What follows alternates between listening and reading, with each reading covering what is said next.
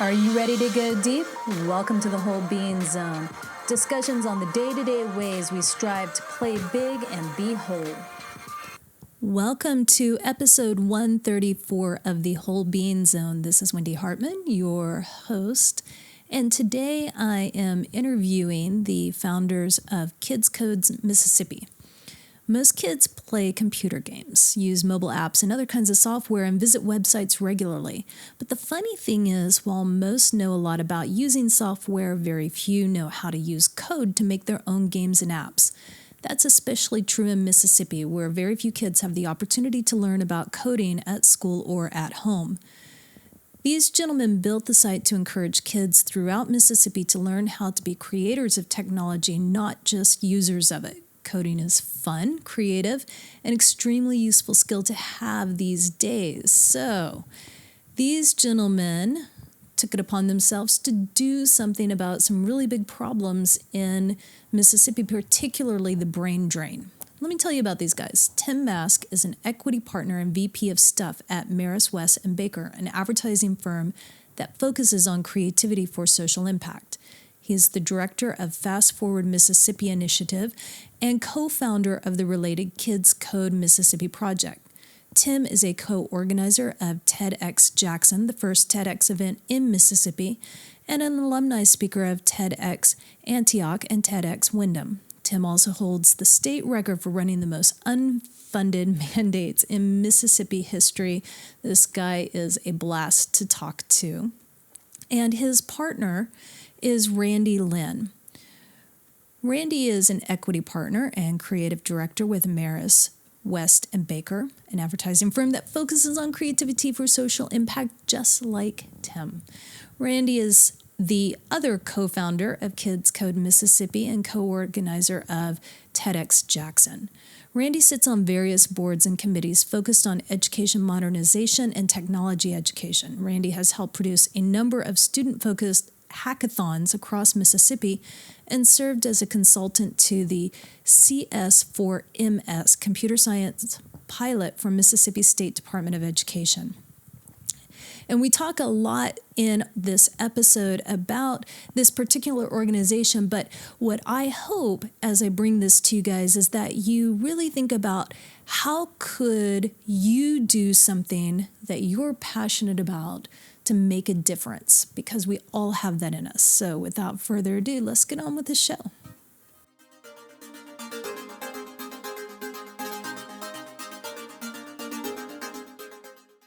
Yep.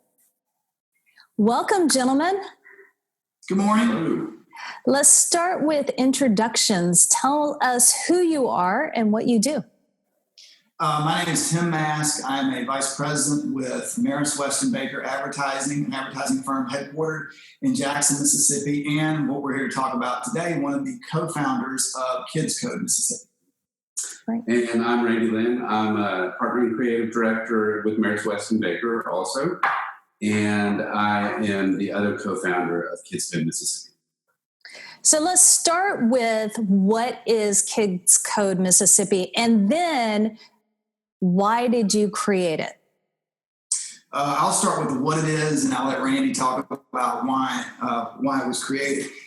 Kids Code Mississippi is essentially an advocacy program. It came out of kind of a brain drain initiative that we were working on, which simply means to stop the flow of intellectual talent out of our state, which has been a problem.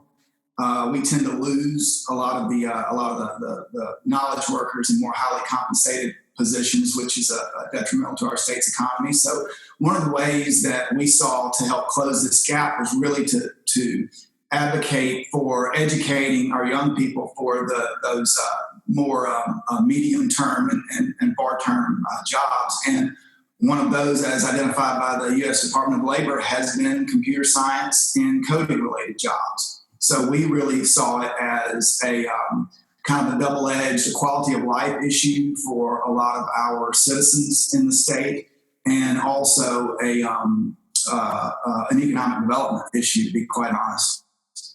Okay. And how the Kids Code Mississippi came about several years ago, coding and programming computers was something that schools offered. And then it just kind of went into a period of decline where it was becoming very rare for schools to have computer science classes, and there weren't many students taking it. But at the same time, there was also a huge growing need for people skilled in those kind of careers. And an organization called Code.org, I believe it was around 2013. I think that's right. No, maybe 2015. Anyway, they put out a video talking about the important skill that schools aren't teaching, and that's coding. And because I had a little bit of background in it back in my college days, and also I've seen the way that computers and programming has really transformed the industry that we're in with things like website development and application development. I began to realize that this was something that was important and was going to be really important for the future of Mississippi, just because of the growth of the technology industry and how it's beginning to, in the words of one of the visionaries in this area, software is eating up the world. Anyway, I started... First, when I started hearing about this, I wanted to get my own kids involved in it because it's so important for them to learn these skills. So there are platforms out there. I introduced my kids to it, and then I decided that it was something that their school needed to be aware of. So we participated in the Hour of Code event the first year that was offered. Just every December. Every December during Computer Science Education Week. And we actually won a prize of $10,000 worth of technology equipment for the school through that participation. So from there, it just kept growing. We kept, Tim and I would talk to anybody that we could talk to about the need for computer science education in our schools. And we talked to some people who shared our opinions on that. And now there's a pilot going on in the school. We're part of the steering committee for that. 38 school districts in Mississippi are participating in that. And it's really something that even, up at the state level in the Department of Education, they really get it and embrace it and want to see computer science in the schools going forward. Wendy, your listeners may or may not know that we have what I call a cyclic issue with economically depressed communities across Mississippi. I don't think that's any big secret. And former models of economic improvement really required bringing in large industry to supply jobs in communities. And in a lot of our communities, we just simply don't have the workforce to support that. And this age of computer science has changed all that, whereas before you needed a large factory, you needed these machines, and you needed a large workforce. Now you need a high-speed internet connection and some programming education and a relatively low-cost computer. So the barrier of entry to some of these highly compensated knowledge worker type jobs is much, much lower than what some of the industry we've brought in the past has been. So just to build on that a little bit, talk about where Mississippi stands in terms of economic status. And out of the 50 states, where do they rank? Sure. You'll see Mississippi typically ranked in the bottom of all the 50 states. That's a little misleading when you adjust for different cost of living measures. We're closer to the middle. We're still kind of we're below the median, but we're closer to the middle than most of the stats portray. But we do have pockets of the state, different areas. Your listeners might be familiar with what we call the Delta, the Mississippi, the home of the blues. It has the richest farming land possibly in the world, and it is chronically economically depressed. There are major public health issues there. And again, we see something like careers in the computer science field as a way that youth can grow up in that area, remain in their communities, which is another important component of this, incubate their own development companies, and really be world-class and worldwide providers of computer science services. And Mississippi has for a long time been known for its creativity. Right. People that live here, we've got great writers, obviously great musicians and artists, but we rank last in innovation, the way that that's traditionally defined. So we see computer science and programming and application development as a way to really bridge that gap, and you take the creativity that we're known for and apply it into ways that have economic value and impact, and can really, economically speaking, move our state ahead. Yeah, we're an interesting state because we always rank toward the bottom of innovation indices, but we rank near or at the top of entrepreneurship environment. So what that tells you is that we have the business climate and the entrepreneurship ecosystem, the foundations for that in place, that if we inject a little education and a little innovation into that, then we've got the potential to really move forward. And we're speaking from a population standpoint, we're a relatively small state, close to 3 million people. So it's not going to take just a tremendous number of people in these fields to really move the needle. So tell us a little bit about the different programs that you guys are doing. Sure. And I'll let Randy jump in here as well. I said that we began as an advocacy organization. I think the first thing we did, we held a contest, right? It was a statewide contest. The month of November has been declared Innovation Month in Mississippi for the past 3 or 4 years, I think.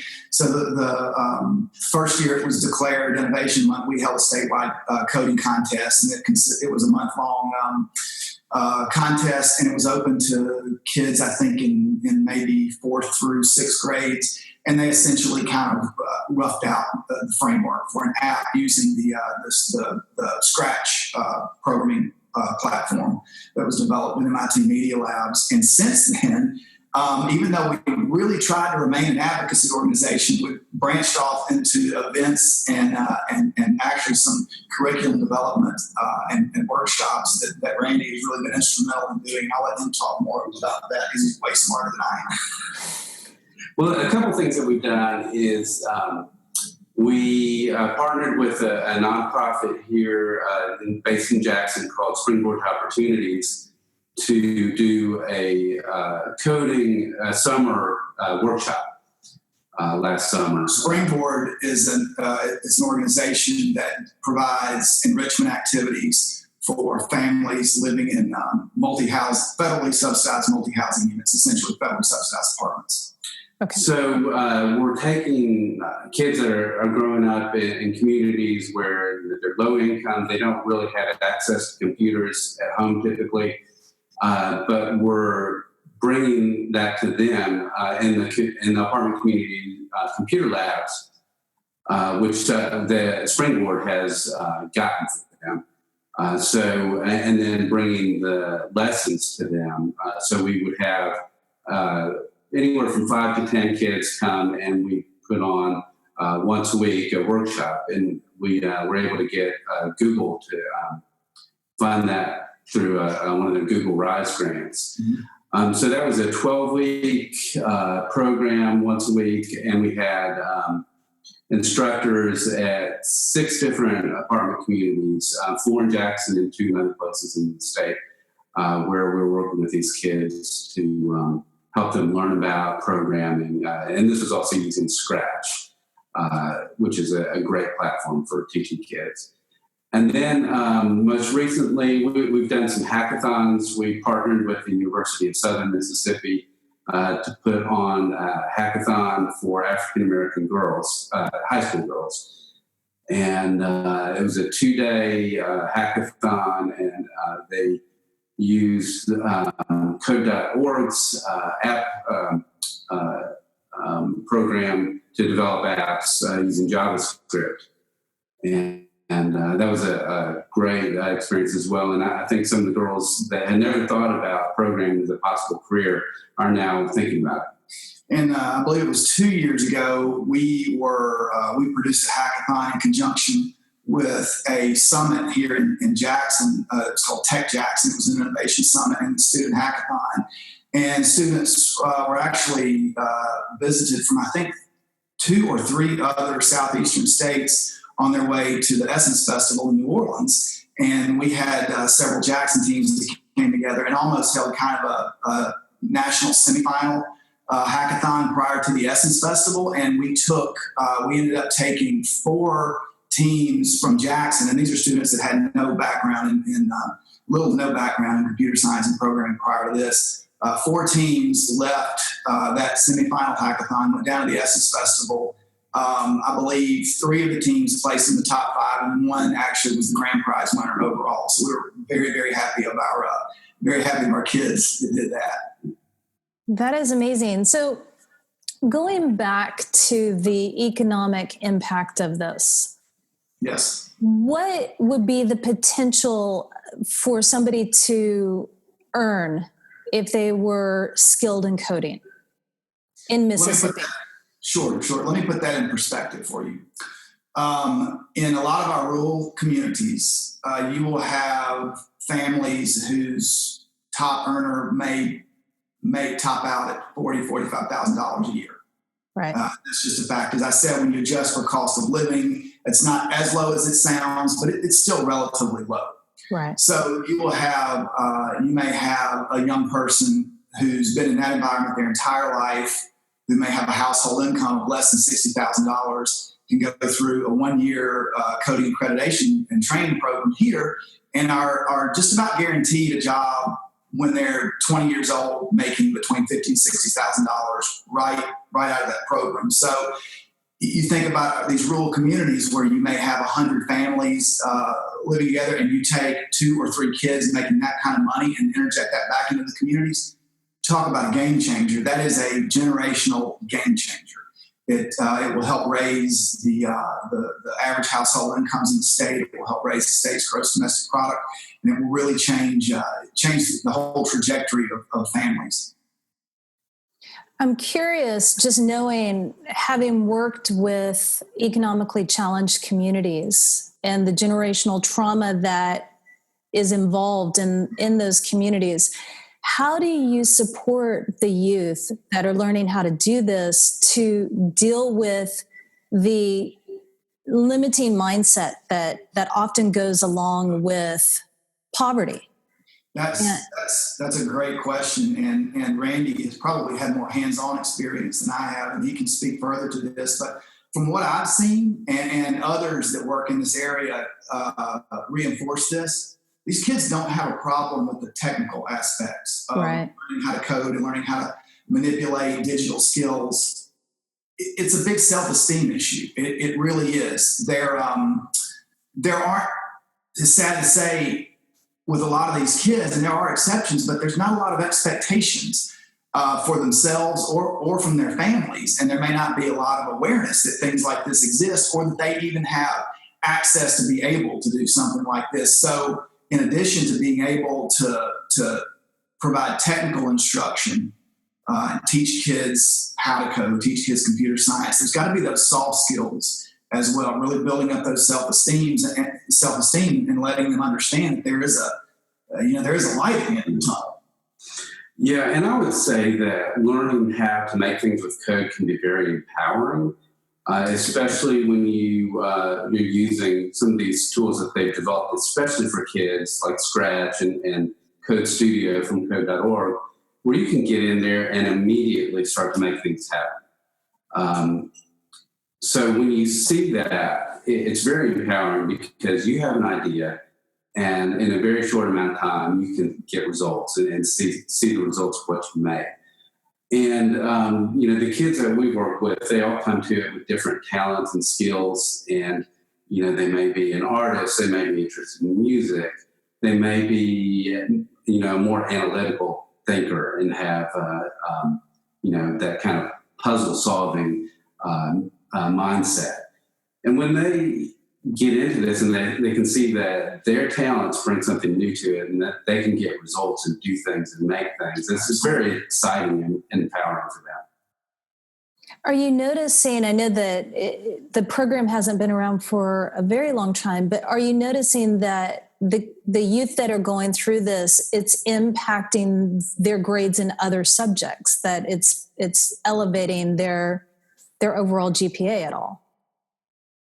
I don't know that we've got any statistical evidence of that, but all of the kind of ancillary information around this type of education would go to support that, even though we may not have that specifically related to this.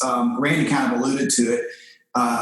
What experts really say in this area is it teaches children, and when I say children, I mean this can go kindergarten, preschool, a different way to think than what's been traditionally supplied by our education system, which our education system worked great for most of the 20th century.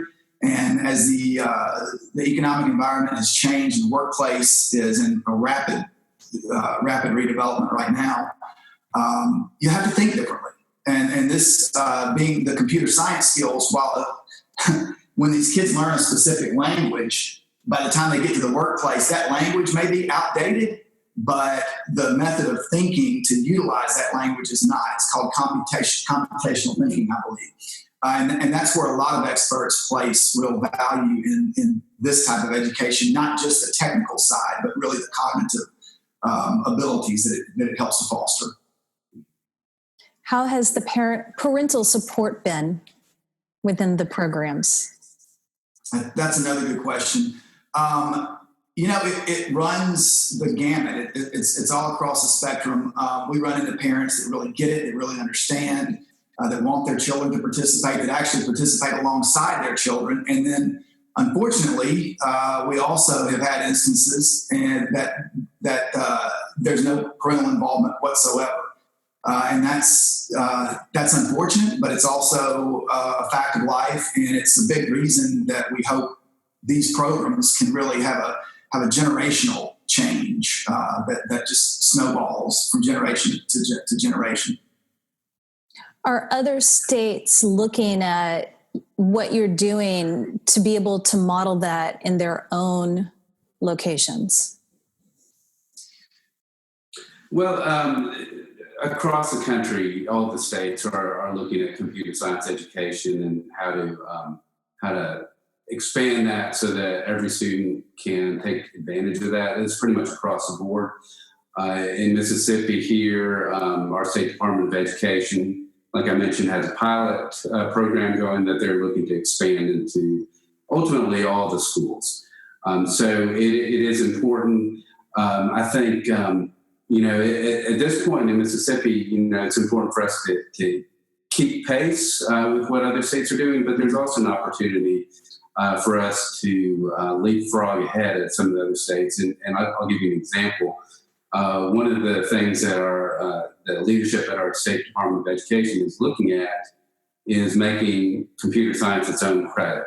Right now, we've got a required technology credit that's required for high school graduation. But they're looking at making a computer science credit a requirement for graduation, which is something that I don't think any states are doing right now. Most of them offer computer science as a way to satisfy either a math or science, or even in some cases a foreign language credit. But I think the idea to make it its own graduation requirement is a fantastic one, and I hope we're able to do that. And I will say I'm really proud of our state, the progress we've made. There's lots of things that happen in the state to be critical of. This is not one of them. Randy talked about the pilot program that the State Department of Education has gotten underway. That happened in a little less than a year from start to finish, which Wow. is warp speed when you talk about timelines in government. Yeah. We've got really what I think are really aggressive public-private partnerships that exist. We're both on a steering committee that advises a partnership between the state's Economic Development Authority and a statewide nonprofit that pushes an innovation ecosystem to establish coding academies, not for kids. It's a little out of our wheelhouse, but for recent high school graduates, so that they'll be job ready within the course of a year to 2 years. And that's our government, our nonprofits, and we have had strong support of private industry for that as well. And with the pilot, I should mention that one of our universities, Mississippi State, was really instrumental in that through their research and curriculum unit, Yes. RCU.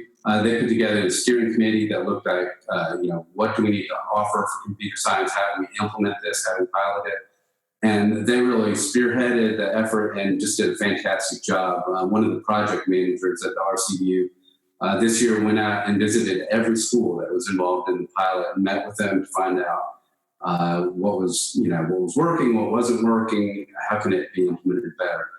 So their leadership has really been a huge factor in the success of this pilot. It has, and they're also Mississippi State through their tech extension outreach program are working to implement telework-friendly policies throughout the state too that would make it easier for a telework environment to occur, which again is important because one danger in training and knowledge-based workforce is that you put all these resources into training people and then they leave and take jobs elsewhere, which is, I'm not going to fault anyone for that. But that also doesn't help the state as a whole. So we're looking at this from a real closed loop scenario, being able to provide a pipeline to applicable jobs in Mississippi, which I think there's about a 1,200 person shortage in that, but also hopefully being able to help the incubation process so a lot of people can create their own development companies and then contract out with tech firms and other firms elsewhere that need these services. I absolutely love what you guys are doing. And it's amazing to me that you both run your own business, which is not totally, but it's fairly unrelated to what you're doing with this nonprofit, and knowing how much time both of those two things take, it makes it even more heartwarming and touching and impressive and inspiring to me to know that there are people who care enough out there that are willing to go that distance. So I wanted to just take a second to say thank you for that. Thank you. And I'm wondering if there's anything that you would like to ask of the listeners. I would say just familiarize yourself with the program. Our website is at kidscodems.org. You can learn more. Randy just posted 10 new blog articles there yesterday. There are some resources there as well if you have a good youngster that's interested in becoming involved in learning the code and computer science careers. And I do want to say there are tutorials, so those of us who are kids at heart who want to learn how to code, we too can go learn on that website. Absolutely, it's fun. It really is fun. It is. And one last thing, your listeners might be interested to know that we have actually incorporated yoga into our program. Yay! How have you done that? We talked about some of the hackathons that we've helped produce. And again, in partnering with the Springboard Opportunities organization and another organization called the Women's Foundation of Mississippi that works on economic empowerment and financial literacy education for women. We did a Mother's Day hackathon and a Father's Day hackathon, and part of the program of that was bringing in a yoga instructor on breaks so that the kids can get out and stretch and really have a little physical activity to help spur that cognitive activity as well. And none of them had ever done yoga before. Some of the moms also got involved, so it was neat. It was really, really cool. And I know just from my personal experience, the yoga allows me to refocus. So when my brain is going a million miles an hour, it's very, very difficult for me to just sit down and meditate anyways. Yeah. The yoga has been what's allowed me to be able to go into that meditative place. So I think it's benefiting your kids far more than you realize it is. Yeah, I believe so too. Yeah. Thank you guys. It has been an honor and a pleasure to talk to you guys. Website is the best way to find you if people want to follow. Yes. We're also on Twitter at Kids Code MS, I believe, is our Twitter handle, and we have a Facebook page too, Kids Code Mississippi. Great. We'll put all of those in the show notes. Thank you, gentlemen, so much, and keep up the awesome work. Thank you, Wendy. Thank you for the opportunity. All right, I have to put my glasses on to stop the recording. Hold on.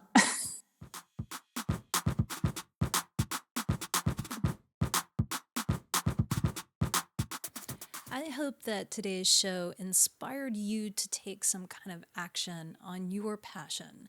And if you'd like to see more about the work that these gentlemen are doing, you can go to kidscodems.org, and that's in the show notes as well. Infinite love and gratitude. Until next time, be whole and be great.